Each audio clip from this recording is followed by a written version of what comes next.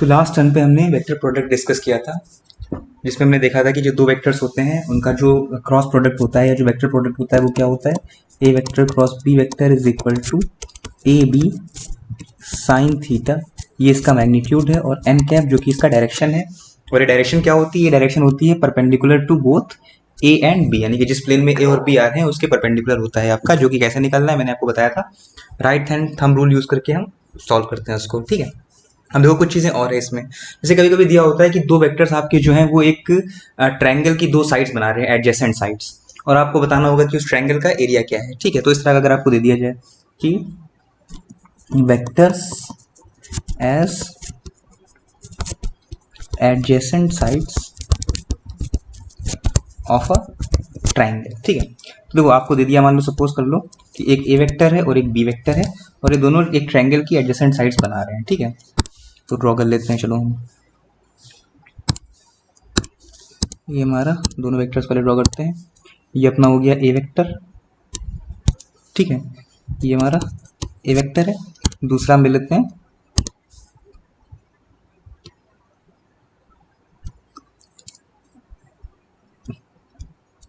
ये हो गया आपका बी वेक्टर, ठीक है। ए वेक्टर और बी वेक्टर आपके हो गए। अब इन दोनों से एक ट्रायंगल बनेगा आपका, ठीक है। उस ट्रायंगल का आपको एरिया फाइंड करना होगा, क्या होगा, ठीक है। तो इन दोनों से कैसा ट्रायंगल बनेगा, इसको और मिला दो, यहाँ से ज्वाइन कर दो इन दोनों को, तो ये ट्रायंगल बन गया है ना। अच्छे से ज्वाइन करते हैं, इस तरह से ज्वाइन कर दिया हमने, तो ये एक ट्रायंगल बन गया। इस ट्रायंगल का आपको बोला जा रहा है कि एरिया बताना है क्या होगा, ठीक है। तो इसका एरिया हम कैसे फाइंड करेंगे वो हम देखते हैं। देखो सबसे पहले हमें ये बताओ कि जो एक ट्रायंगल होता है उसका एरिया हम किस फॉर्मूले से कैलकुलेट कर सकते हैं। एरिया ऑफ अ ट्रायंगल क्या होता है, 1/2 बेस इंटू हाइट, ये तरीका होता है ना निकालने का, ठीक है। तो अगर ये ट्रायंगल है तो इसका बेस क्या है, ए वेक्टर का जो मैग्नीट्यूड है ए, और हाइट क्या है, ये जो बी का प्रोजेक्शन आएगा ए वेक्टर के ऊपर, यानी कि बी का कंपोनेंट अलोंग, ये जो आएगा बी का कंपोनेंट जो आएगा परपेंडिकुलर टू ए वेक्टर, ठीक है ना।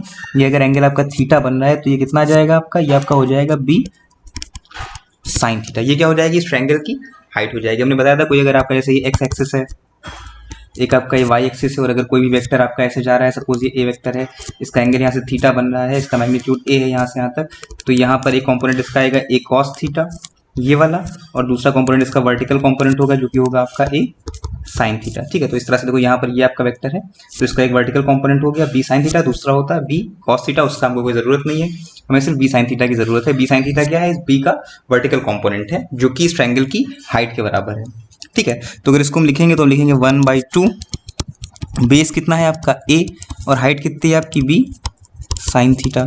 तो आप इसको कंबाइन करके क्या लिखोगे, 1/2 ए बी साइन थीटा। अब ए बी साइन थीटा क्या होता है, ए वेक्टर क्रॉस बी वेक्टर का अगर हम मैग्नीट्यूड लेते हैं तो हमें क्या मिलता है, ए बी साइन थीटा ही तो मिलता है। बोलो देखो, ए वेक्टर क्रॉस बी वेक्टर जब हम ये लिखेंगे, इस चीज का ध्यान रखना, तो हम लिखेंगे A B sine theta N cap, ये वेक्टर फॉर्म है। लेकिन जब उसका मैग्नीट्यूड ले रहे हैं तो मैग्नीट्यूड है ना, वो थोड़ी ना वेक्टर है। तो ए क्रॉस बी का मैग्नीट्यूड अगर हम लिखेंगे तो इसमें से ये एन कैप हट जाएगा, सिर्फ ए बी साइन थीटा आएगा। तो हमारे पास क्या आता है, जो एरिया आता है वो आता है 1/2 ए वेक्टर क्रॉस बी वेक्टर का मैग्नीट्यूड। ये आपका हो गया उस ट्रायंगल का एरिया जो कि इन दो वेक्टर से मिलकर बना हुआ है। तो अगर आपको दिया जाए कि एक दो वेक्टर्स हैं जो कि एक ट्रायंगल की एडजेसेंट साइड्स बना रहे हैं, तो बताओ उस ट्रायंगल का एरिया क्या होगा। तो आप ए और बी वेक्टर का क्रॉस प्रोडक्ट का मैग्नीट्यूड लेंगे और उसको हाफ कर देंगे, आपका काम हो जाएगा। क्लियर है, बोलो। अच्छा, ऐसे ही देखो, अगर आपको बोल दिया जाए कि वेक्टर्स यहाँ पर हमने लिया था, अब बोल दे कि दोनों वेक्टर्स हैं और दो एक पैरेललोग्राम के एडजेसेंट साइड्स बना रहे हैं, बताओ कि अब जो है इस पैरेललोग्राम का एरिया क्या होगा, ठीक है। तो अगला हमारा प्रॉब्लम है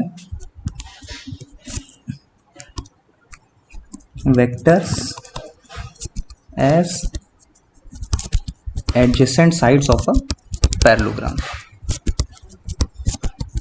पैरेललोग्राम को हम ऐसे लिख देते हैं, मतलब ये मेरा तरीका है लिखने का, आप पूरा लिखें तो अच्छी बात है, वरना कोई दिक्कत नहीं है, ऐसे मतलब जैसी मर्जी वैसे लिखो, उसमें कुछ नहीं होता, ठीक है। देखो, तो vectors as adjacent sides of a parallelogram, ठीक है। अच्छा, तो देखो भाई, दो वेक्टर्स हैं जो कि एक पैरेललोग्राम के एडजेसेंट साइड्स बना रहे हैं, तो हम पहले दो वेक्टर ड्रॉ कर लेते हैं। सपोज ये हमारा ये अपना ए वेक्टर हो गया, ठीक है, ऐसे देख लो।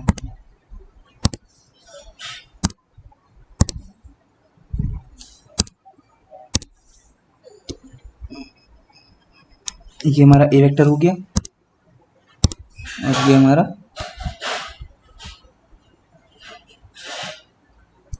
बी वेक्टर हो गया। ठीक है, तो ये एक पैरेललोग्राम की एडजेसेंट साइड्स बना रहे हैं। तो इससे पैरेललोग्राम कैसा बनेगा, देखो ऐसे बन जाएगा तुम्हारा। इसको आगे बढ़ा दूं, जो हम पैरेललोग्राम को कंप्लीट करेंगे तो ये कुछ इस तरह का आपका ऐसा पैरेललोग्राम बन जाएगा। ये आपका ए वेक्टर है, ये आपका बी वेक्टर है। ठीक है, ये एंगल इनके बीच में थीटा है। तो आपको बताना है जो हमारा पैरेललोग्राम बन के तैयार हुआ, area of the this parallelogram आपको बताना है क्या होगा। तो देखो सिंपल सी चीज़ है, इसको हम दो तरीके से सॉल्व कर सकते हैं। एक तरीका हमारा है कि इसको हम बांट लेते हैं ट्रायंगल्स और रेक्टेंगल्स में, इसको थोड़ा सा ज्योमेट्रिक कंस्ट्रक्शन करके। पहले मैं तुम्हें आसान तरीका बता देते हैं, देखो उससे बिल्कुल इजीली क्लियर हो जाएगा, बाद में फिर दूसरा वाला ही बता देंगे। तो क्या करते हैं, हम यहाँ से एक डायगोनल बना लेते हैं। ये हमने एक डायगोनल बना लिया। अब देखो एक ट्रायंगल ये हमारा है, एक ट्रायंगल ये हमारा है। ये हमारे पास दो ट्रायंगल्स हो गए। ठीक है, अच्छा तो अगर पहले ट्रायंगल का हम एरिया लिखेंगे क्या होगा बोलो, 1/2 ए वेक्टर क्रॉस बी वेक्टर। कोई इशू वाली बात नहीं है, और यही तो होता है। अगर हमने इससे पहले क्या पढ़ा था कि अगर दो वेक्टर्स हैं, वो एक ट्रायंगल के एडजेसेंट साइड्स बना रहे हैं, तो उस ट्रायंगल का एरिया क्या होगा, 1/2 दोनों वेक्टर्स का क्रॉस प्रोडक्ट का मैग्नीट्यूड। तो ये हो गया ए क्रॉस बी का मैग्नीट्यूड का हाफ हो गया। ये हो गया आपका एरिया कितने ट्रायंगल का, 1 वाले ट्रायंगल का। ठीक है, ऐसे अगर सेकंड वाला ट्रायंगल देखें तो देखो ये आपका बी वेक्टर है, तो ये भी आपका क्या होगा, इस साइड का भी जो मैग्नीट्यूड होगा वो क्या होगा, बी तो होगा। और इस साइड का मैग्नीट्यूड क्या होगा, इस साइड का मैग्नीट्यूड बी, और इस साइड का मैग्नीट्यूड क्या हुआ, ए। और ये एंगल थीटा है, तो सामने वाला एंगल भी थीटा ही होगा। क्यों, क्योंकि ये क्या है आपका, ये आपका पैरेललोग्राम है। ठीक है, तो अगर हम इस दूसरे वाले ट्रायंगल का एरिया निकालेंगे तो ये भी क्या हो जाएगा, 1/2। अगर इसको ये ए वेक्टर आपका है सपोज, तो ऐसे देख लो, अगर इसको हम ऐसे बनाते हैं तो ये आपका ए वेक्टर ही तो है। अगर इसको हम ऐसे कर दें तो ये बी वेक्टर आपका है। बोलो क्लियर है कि नहीं, सॉरी ऐसे नहीं, ये आपका ए वेक्टर हो गया। देखो इसी को तो हमने शिफ्ट किया यहाँ पर, ए वेक्टर हो गया, और इसको हमने यहाँ पर शिफ्ट कर दिया तो आपका क्या हो गया, ये आपका बी वेक्टर हो गया। तो दोनों देखो क्या है, ए वेक्टर और बी वेक्टर दोनों क्या है, एडजेसेंट साइड्स हैं कि नहीं इस ट्रायंगल की, दूसरे वाले ट्रायंगल की। ये ए हो गई, ये बी हो गई, ये दोनों है कि नहीं। तो इसका वाला इसका एरिया भी हम क्या लिख सकते हैं, ए क्रॉस बी का मैग्नीट्यूड। तो टोटल एरिया क्या हो जाएगा, इन दोनों को हम ऐड कर देंगे तो एरिया ऑफ द पैरेललोग्राम क्या हो जाएगा, बोलो। दोनों को ऐड करेंगे तो क्या हो जाएगा आपका, a vector cross B vector. तो ये सिंपल तरीका है करने का। ठीक है, थोड़ा और इसमें मैथ्स लगा करके इसको करेंगे तो जैसे पिछला वाला किया था उस तरह से भी कर सकते हैं। इसको कैसे करेंगे, देखो ये जैसे आपका पैरेललोग्राम बन गया,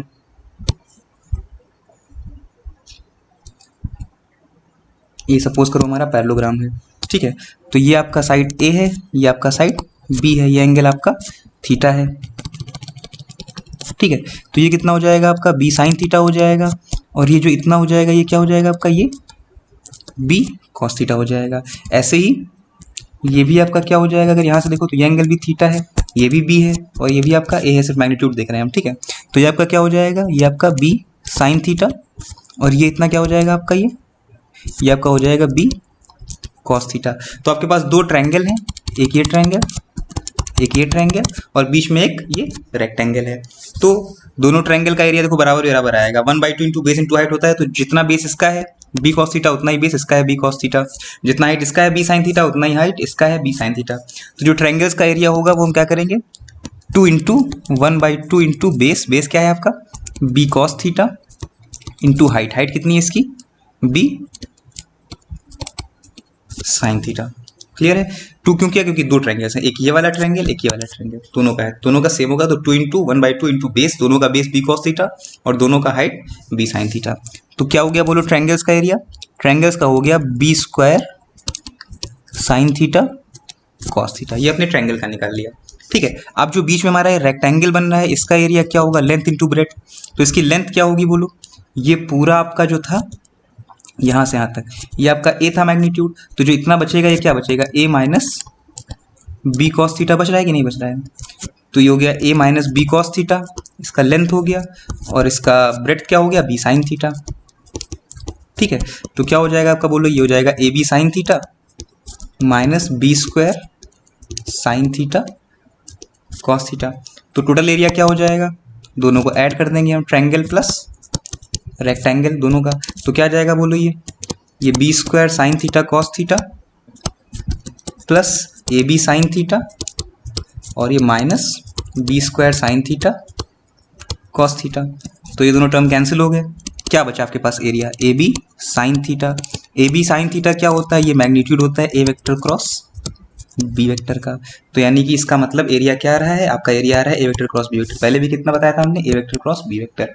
ठीक है, तो अगर आपको दो वेक्टर्स दिए जा रहे हैं और बोला जा रहा है कि एक ट्रायंगल के एडजेसेंट साइड्स हैं, तो एरिया क्या होगा 1/2 ए वेक्टर क्रॉस बी वेक्टर का मैग्नीट्यूड। ठीक है, और अगर आपको दो वेक्टर्स दिए जा रहे हैं, बोला जा रहा है कि एक पैरेललोग्राम के एडजेसेंट साइड्स हैं, तो उसका एरिया क्या होगा, वो होगा ए वेक्टर क्रॉस बी वेक्टर का मैग्नीट्यूड। सिंपल तरीके से आप इसको ऐसे कर देंगे। क्लियर है बोलो, बहुत बढ़िया। तो ये दो चीजें हो गई। अच्छा, कभी कभी दे देते हैं कि जो आपके दो वेक्टर्स हैं वो एक पैरेललोग्राम के दो डायगोनल्स हैं, तब बताओ कि एरिया क्या होगा। ठीक है, तो उसको कैसे अप्रोच करना है, देखो ये डेरिवेशन आपको एग्जाम में अगर पूछेगा तो पूछ लेगा, वैसे आपको सिर्फ ये रिजल्ट याद करना है, ये रिजल्ट आपको याद रखना है। ट्रायंगल के लिए 1/2 ए क्रॉस बी का मैग्नीट्यूड और आपका पैरेललोग्राम के लिए ए क्रॉस बी का मैग्नीट्यूड। ठीक है, तो आपको रिजल्ट याद रखने हैं और तरीका आपको याद रहे तो याद रख, मतलब ऐसा है कि एक दो बार करोगे तो आपको आ ही जाएगा, बार बार इसको रटने की जरूरत नहीं है। सब रटने वाली चीजें नहीं होती, ये सब अगर एक दो बार ढंग से खुद करके देखोगे, ऑब्जर्व करके चीजों को, तो खुद ब खुद क्लियर हो जाएंगे तुम्हारे, बार बार इनको करने की जरूरत भी नहीं पड़ेगी। वैसे डेरिवेशन वगैरह बहुत कम पूछे जाते हैं, लेकिन चांस आता है, कभी कभी आ जाता है एग्जाम में। ठीक है, तो रिजल्ट 100% याद रखते हैं और आपका ये जो डेरिवेशन वगैरह है ये हो सकता है एग्जाम में पूछ ले, तो प्रिपेयर कर लो तो अच्छा है, वरना कोई बात नहीं चलेगा। ठीक है, अच्छा आगे देखो, तो अब दो चीजें हो गई। तीसरा हमने क्या बोला था कि अगर जो आपके वेक्टर्स गिवन है वो क्या है, डायगोनल्स हैं एक पैरेललोग्राम की। ठीक है, तो सपोज आपको दे दिया गया कि vectors are diagonals of a parallelogram. जो वेक्टर्स हैं आपके वो एक पैरेललोग्राम के डायगोनल्स हैं। ठीक है, तो सपोज ये हमारा पैरेललोग्राम है।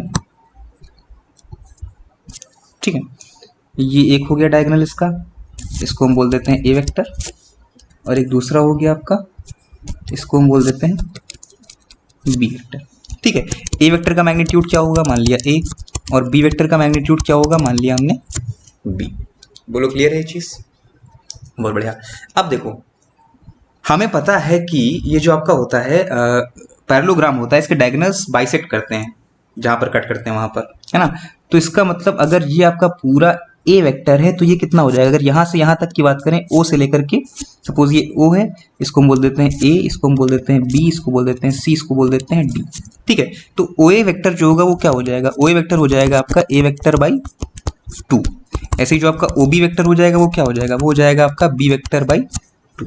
ठीक है, तो यहां पर देखो ये दोनों एक्चुअल में क्या हो रहा है, अगर इस ट्रायंगल को हम देखें सिर्फ, तो इसका एरिया आप क्या लिखोगे, इसका एरिया जो आप लिखोगे, सपोज ये पहला है, ये दूसरा है, ये तीसरा है और ये चौथा है। तो पहले वाले का जो हम एरिया लिखेंगे वो हम क्या लिखेंगे, ट्रायंगल का एरिया हम क्या लिखते हैं 1/2 और दोनों वेक्टर्स का क्रॉस प्रोडक्ट, यानी कि ए vector by 2 cross B vector by 2। ठीक है, तो क्या आएगा बोलो, ये आएगा आपका 1/8 ए वेक्टर क्रॉस बी वेक्टर। ये आपका क्या, किसका एरिया, इस वाले का एरिया। ठीक है, ऐसे अगर हम ट्रायंगल 2 की बात करें तो उसमें देखो ये आपका क्या है भाई, ये आपका ए जो आपका ओडी वेक्टर है, जो आपका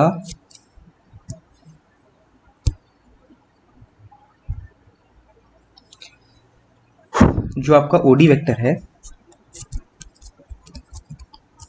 वो क्या है, अगर हम ऐसे बना दें इसको ओडी वेक्टर, तो ये क्या हो जाएगा आपका, ये हो जाएगा माइनस बी वेक्टर बाई 2। देखो उल्टा है कि नहीं डायरेक्शन में। ठीक है, और जो आपका ओ ए वेक्टर है वो क्या है आपका, वो आपका ए वेक्टर बाई 2 है। बोलो क्लियर है। तो जब इसका हम क्रॉस प्रोडक्ट लेंगे तो आपको क्या मिलेगा, 1/2 ये आपका हो जाएगा। ठीक है, अब देखो यहाँ पर बात ये हो रही है कि क्योंकि आपका जो है यहाँ पर मैग्नीट्यूड हमें लेना है। ठीक है, तो अगर हमें मैग्नीट्यूड लेना है तो नेगेटिव साइन का कोई मतलब नहीं है, ये चीज भी क्या जाएगी आपकी 1/8। ठीक है, ऐसे ही हमें क्या करना है, सबका लिए निकाल लेना है। तो जितने भी ट्रायंगल्स ये आपके चारों बन रहे हैं, इनका एरिया क्या आएगा आपका सबका, डेल्टा 3 भी आएगा आपका 1/8 ए वेक्टर क्रॉस बी वेक्टर। आपका जो डेल्टा 4 आएगा वो भी आपका आएगा 1/8 ए वेक्टर क्रॉस बी वेक्टर। जब टोटल एरिया आप निकालोगे तो क्या जाएगा आपका, ये आपका हो जाएगा 4 टाइम्स 1/8 ए वेक्टर क्रॉस बी वेक्टर। तो क्या बचेगा बोला आपके पास 1/2 ए वेक्टर क्रॉस बी वेक्टर। तो अगर आपको बोला जा रहा है कि दो वेक्टर्स एक ट्रायंगल का एक पैरेललोग्राम का डायगोनल है तो उसका एरिया कैसे निकालेंगे आप, 1/2 ए वेक्टर क्रॉस बी वेक्टर करके। ठीक है, बात समझ में आ रही है? तो ये बात हो गई तुम्हारी, क्लियर है? तो ये तीनों चीजें देखो यहाँ पर इन फॉर्म ऑफ नोट्स आपको लिख दी है हमने। Area bounded by two vectors, देखो पहली condition vectors as adjacent sides of a triangle, तो वहाँ पे हम क्या करते हैं, इस तरह से एरिया फाइंड करते हैं। ठीक है, फिर अगर वेक्टर्स गिवन है adjacent sides of a parallelogram तो एरिया क्या आता है आपका, ये आ जाता है। ठीक है, फिर अगर वेक्टर्स दिए हैं as a diagonals of parallelogram तो एरिया आपका ये आ जाता है। तो ये बिल्कुल सिंपल चीज़ है, इसमें कोई रॉकेट साइंस नहीं है। आपको रिजल्ट याद रखने हैं, डेरिवेशन याद रहे तो ठीक, ना रहे तो कोई बात नहीं। ठीक है, आगे बढ़ते हैं। तो इस पे बेस कुछ प्रॉब्लम जैसे है, if diagonals of a parallelogram are given find the area, तो आपने अभी भी सीखा। अगर आपको डायगोनल्स गिवन है तो क्या फॉर्मूला यूज करेंगे, 1/2 ए वेक्टर क्रॉस बी वेक्टर का मैग्नीट्यूड। तो 1/2 ए वेक्टर आपका हो गया 2i cap cross 2j cap, इसका मैग्नीट्यूड। ठीक है, तो 2 2 ज़ा 4, तो ये 2 बाहर आ जाएगा और अंदर क्या बचेगा, i cap cross j cap. ठीक है, तो क्या आएगा बोलो, i क्रॉस j क्या होता है आपका, k कैप होता है कि नहीं होता है, या जो भी होता है उससे हमें क्या मतलब, कौन सी में डायरेक्शन चाहिए, मैग्नीट्यूड ही तो चाहिए हमें। तो 1 आ जाएगा आपका ये।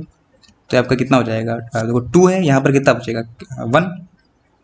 भाई आई क्रॉस जे का मैग्नीट्यूड क्या आएगा यार, 1 1 और साइन 90, तो क्या आएगा 1 ही तो आएगा। तो कितना हो जाएगा ये, 2 बचेगा कि नहीं बचेगा। ठीक है, तो ये आपका 2 स्क्वायर यूनिट एरिया आ गया आपका। क्लियर है बोलो, बहुत बढ़िया। आगे देखते हैं, चलो क्या बोला, addition sides of a parallelogram अगर तुम्हें दे दी इस बार, आ गया इस बार बोला addition sides of a parallelogram are given by two vectors A and B, calculate the area of the parallelogram. तो इसमें हम क्या करना है, हमें ए क्रॉस बी कर देना है सीधे सीधे, ए क्रॉस बी का मैग्नीट्यूड निकाल लेना है हमें। ठीक है, ये तो करना है। देखो पैरेललोग्राम के लिए हम क्या करते हैं, ए क्रॉस बी का मैग्नीट्यूड, तो पहले ए क्रॉस बी फाइंड करो, है ना। ए क्रॉस बी कैसे फाइंड करेंगे हम, A vector cross B vector, जो तरीका होता है हमारा आई जे के 5 3 -4 -2 3 -1। ठीक है, कॉफिशिएंट्स ले लिए। आई का कॉफिशिएंट यहाँ पर 5 था तो 5 आ गया, यहाँ पर 3 था तो 3 आ गया। जे का कॉफिशिएंट यहाँ पर -4 था तो -4 आ गया, यहाँ पर -2 था तो -2 आ गया। के का कॉफिशिएंट यहाँ पर 3 था तो 3 आ गया, यहाँ पर -1 था तो -1 आ गया।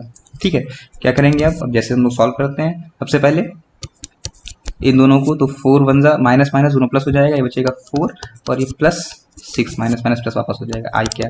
फिर माइनस साइन लगाया हमने यहाँ पर। अब किन दो को देखना है हमें, इस वाले और इस वाले को क्रॉस मल्टीप्लाई करना है। तो -5 और -6 सॉरी 9,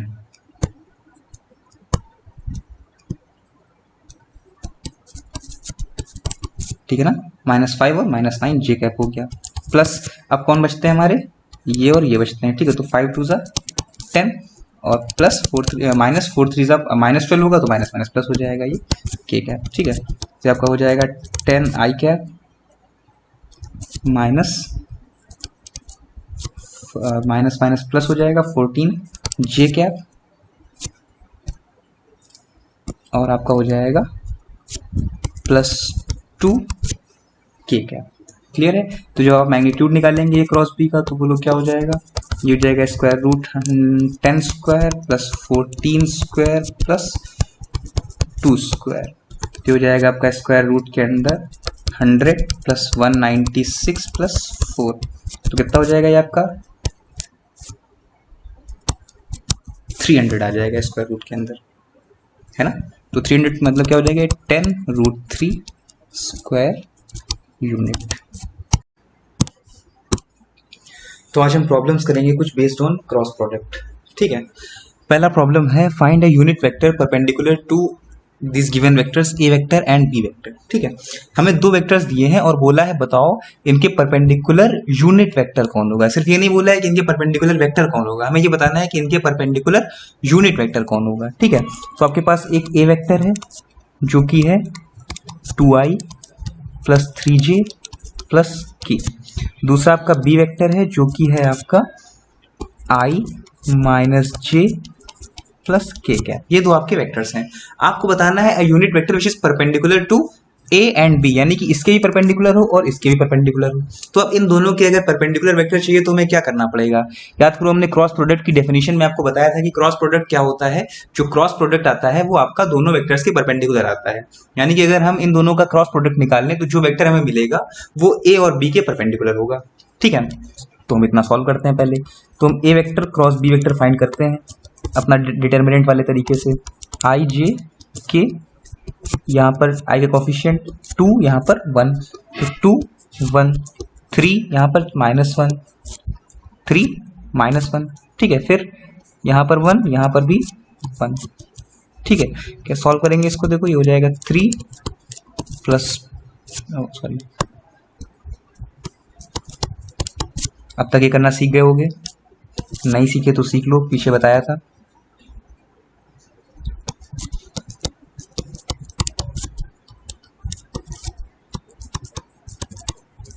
ठीक है ना, देख लो एक बार। 3 + 1 करेक्ट है, फिर ये 2 - 1 करेक्ट है, और ये आपका सॉरी ये गड़बड़ है, ये वाला -2 - 3, ये ठीक है। ठीक है, ये आपका हो गया। तो यहाँ से आपके पास आया ये 4i cap -j cap -5k cap. ठीक है, ये आपको मिल रहा है। तो आपका जो ए वेक्टर क्रॉस बी वेक्टर आया है, ठीक है, ये आपका आया है 4i -j -5k कैप। ठीक है, ये जो आपका ए क्रॉस बी वेक्टर आया है, ये जो वेक्टर है आपका, ये परपेंडिकुलर है दोनों के। ठीक है, ये आपका ए क्रॉस बी वेक्टर जो है ये आपका ए वेक्टर और बी वेक्टर के परपेंडिकुलर है। ठीक है, लेकिन हमें ये नहीं फाइंड करना था, हमें फाइंड करना था यूनिट वेक्टर। तो अगर इस वेक्टर की डायरेक्शन में हम यूनिट वेक्टर फाइंड करेंगे तो कैसे फाइंड करेंगे? अगर आपका ए वेक्टर है कोई और ए वेक्टर की डायरेक्शन में आपको यूनिट वेक्टर फाइंड करना है, तो ए कैप को हम क्या लिखते हैं? ए vector divided by magnitude of A vector, है ना। तो A cross B vector, A cross B का जो आपका रिजल्ट आया है, ए क्रॉस बी जो है उसका आपको यूनिट वेक्टर फाइंड करना है। तो A cross B vector divided by A cross B vector का मैग्नीट्यूड। ठीक है, तो इसका मैग्नीट्यूड अगर तुम निकालोगे तो तुम्हें क्या मिलेगा बोलो? ये हो जाएगा 16 + 1 + 25। तो कितना आ जाएगा? इसका 4 का स्क्वायर -1 का स्क्वायर -5 का स्क्वायर। ठीक है, तो कितना आ जाएगा बोलो? ये √42, है ना। ठीक है, 42। अच्छा, तो हमारे पास क्या है? जो आपका यूनिट वेक्टर आया वो हो गया आपका, ऐसे लिखते हैं, तो हम क्या लिख सकते हैं इसको? हम इसको लिख सकते हैं 4i -j -5k, that is a vector cross B vector, और इसका मैग्नीट्यूड √42। ठीक है, तो चाहे तो इसको हम ऐसे लिख दें 1/√42 4i -j -5k cap. This is a unit vector which is perpendicular to both a vector and b vector. ठीक है, तो कोई भी दो वेक्टर्स दें और बोले इनके परपेंडिकुलर वेक्टर बताओ, सिर्फ वेक्टर पूछे तो ए क्रॉस बी निकाल दो, यहाँ पे बात खत्म हो गई। अगर यूनिट वेक्टर पूछे तो इस वेक्टर का यूनिट वेक्टर निकाल दो, यहाँ पे बात खत्म होगी। क्लियर है बोलो? तो ये आपका एक टाइप हो गया। ठीक है, अच्छा नेक्स्ट देखो, पैरेलल अगर प्रूफ करना हो तुम्हें, तो हमने बताया था क्या करते हैं, दो तरीके होते हैं, या तो कोफिशिएंट्स का रेशियो ले लो आई जे के, अगर इक्वल आता है तो आपका पैरेलल है, या फिर क्या करो, या फिर ए क्रॉस बी निकाल लो, अगर 0 आता है तो फिर पैरेलल है। तो पहला वाला तरीका ज़्यादा आसान है। यहाँ पर देखो आप लिखते हैं ए वेक्टर जो कि आपका है i -j + 2k। क्लियर है? i -j + 2k क्या, और जो आपका बी वेक्टर है वो क्या है आपका 3i -3j + 6k। बोलो क्लियर है? तो यहाँ पर अगर हम क्या करते हैं, हम a1/a2 = b1/b2 = c1/c2। अगर ये कंडीशन सेटिस्फाई होती थी तो क्या होता था, हमारा दोनों वेक्टर्स आपस में पैरेलल होते थे। तो यहाँ पर देखो a1/a2 क्या होते हैं? i के कोफिशिएंट होते हैं, b1b2 j के कोफिशिएंट होते हैं, और c1c2 k के कोफिशिएंट होते हैं। तो यहाँ पर 1/3 आ रहा है, देखो यहाँ से देखोगे तो यहाँ से भी ये आपका a1/a2 कितना आ रहा है? 1/3 आ रहा है। b1/b2 कितना आ रहा है आपका? ये -1/-3, तो ये भी 1/3 आ रहा है।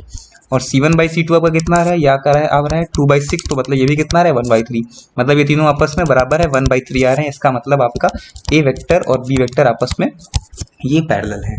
क्लियर है? अगर चाहते तो तुम यहाँ पर ए क्रॉस बी कैलकुलेट करते, जैसे बताया था डिटर्मिनेंट फाइंड करके, ये आपका कितना आ जाता, 0 आ जाता। ये ट्राई करके देखना, आ जाएगा। ठीक है, तो इस तरह से हम दो वेक्टर्स को पैरेलल प्रूफ कर देते हैं। नेक्स्ट देखो, इसमें ऐसे ये कंडीशन दे रखी है प्रूफ करने के लिए कि ए क्रॉस बी के मैग्नीट्यूड का स्क्वायर जो है वो है ए स्क्वायर बी स्क्वायर, जहाँ पर ए और बी जो है वो मैग्नीट्यूड है ए वेक्टर और बी वेक्टर के। ठीक है, और ए डॉट बी का स्क्वायर, ये आपको प्रूफ करना है। तो एलएचएस आरएचएस करके कर सकते हो इसको।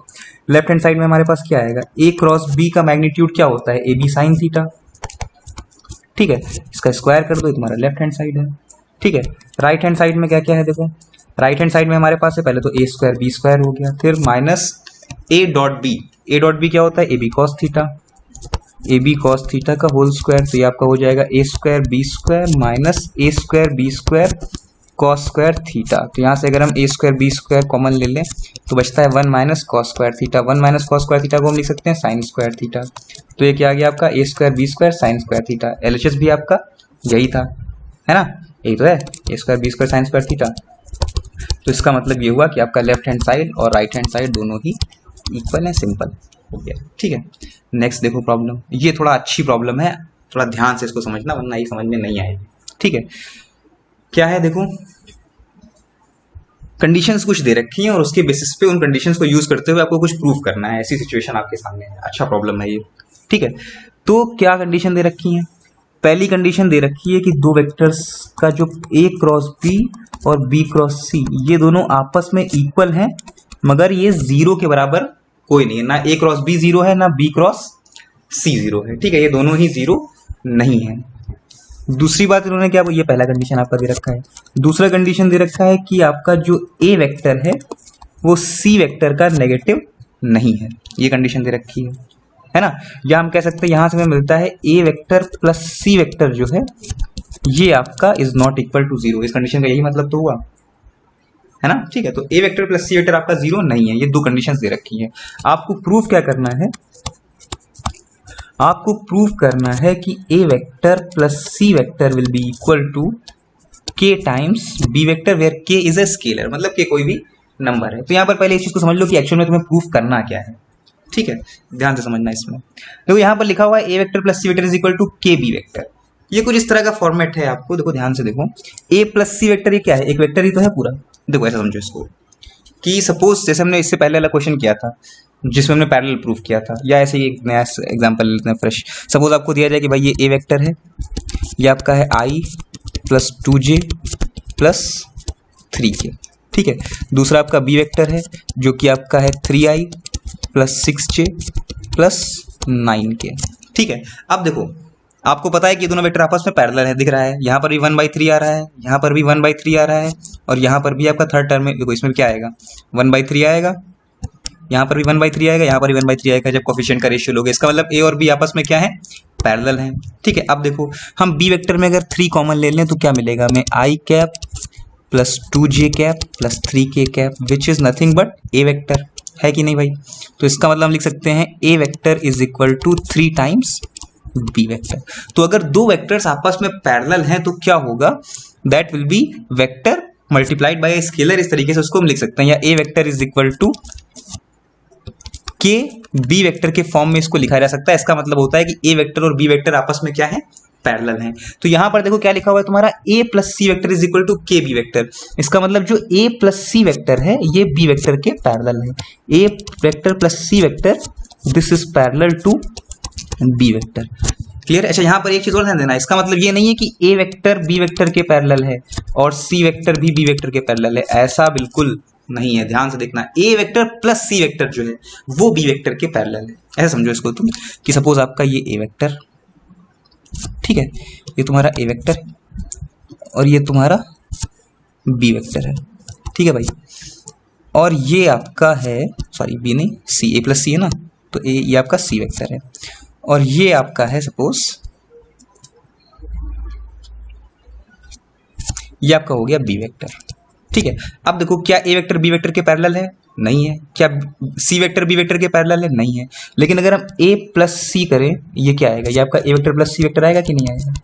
तो ये जो ए प्लस सी वेक्टर है ये आपका बी वेक्टर के पैरेलल है। ठीक है, इसका ये मतलब है, जो सिचुएशन आपको दे रखी है, जो प्रूफ करनी है, हमें ये प्रूफ करना है कि जो ए वेक्टर प्लस सी वेक्टर जो वेक्टर आपका बनेगा, ये वेक्टर ये आपका बी वेक्टर के पैरेलल होगा। ये हमको प्रूफ करना है। तो पहले तो ये समझना बहुत जरूरी था कि हमको एक्चुअल में प्रूफ क्या करना है। हमें प्रूफ करना है कि ए वेक्टर प्लस सी वेक्टर जो है वो बी वेक्टर के पैरेलल है। और गिवन क्या है? ये जो ए वेक्टर प्लस सी वेक्टर है, ये जो वेक्टर आपका ये जीरो नहीं हो सकता। ठीक है, अगर ये जीरो नहीं हो सकता, इसका मतलब ए वेक्टर और सी वेक्टर भी जीरो नहीं हो सकते, और इसका मतलब बी वेक्टर भी जीरो नहीं हो सकता। यानी कि सारे के सारे जो वेक्टर्स हैं आपके ये नॉन जीरो वेक्टर्स है। तो एक चीज हमें और पता चली कि all the vectors are non zero vectors. ठीक है, तो ये कंडीशन भी हम लिख लेते हैं।